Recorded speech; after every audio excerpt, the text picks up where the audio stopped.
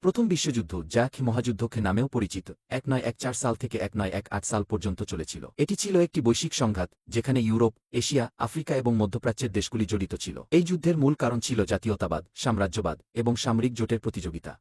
1914 সালের 2 জুন অস্ট্রিয়া-হাঙ্গেরির যুবরাজ archduke France Ferdinand বসনিয়ার Sarajevo শহরে আততায়ীর হাতে নিহত হন। এই ঘটনাটি ছিল যুদ্ধের সূত্রপাত। অস্ট্রিয়া-হাঙ্গেরি সার্বিয়ার বিরুদ্ধে যুদ্ধ ঘোষণা করে এবং এর ফলে ইউরোপের বিভিন্ন দেশ তাদের জোট অনুযায়ী যুদ্ধে জড়িয়ে পড়ে। এক পক্ষে ছিল মিত্রশক্তি, যার মধ্যে ছিল ব্রিটেন, ফ্রান্স, রাশিয়া এবং পরে যুক্তরাষ্ট্র। অন্য পক্ষে ছিল কেন্দ্রীয় শক্তি, যার মধ্যে ছিল জার্মানি, অস্ট্রিয়া-হাঙ্গেরি এবং অটোমান সাম্রাজ্য। যুদ্ধের প্রথম দিকে উভয় পক্ষই দ্রুত বিজয়ের আশা করেছিল, কিন্তু শীঘ্রই এটি একটি স্থবির যুদ্ধে পরিণত হয়। পশ্চিম ফ্রন্টে সৈন্যরা ট্রেঞ্চ বা খন্দকের যুদ্ধে লিপ্ত হয়, যেখানে তারা মাসের পর মাস একই স্থানে আটকে থাকে। পূর্ব ফ্রন্টে রাশিয়া এবং জার্মানির মধ্যে প্রচণ্ড যুদ্ধ সংঘটিত হয়। এশিয়া এবং আফ্রিকায়ও যুদ্ধ ছড়িয়ে পড়ে, যেখানে ইউরোপীয় উপনিবেশগুলি লড়াইয়ে জড়িয়ে পড়ে।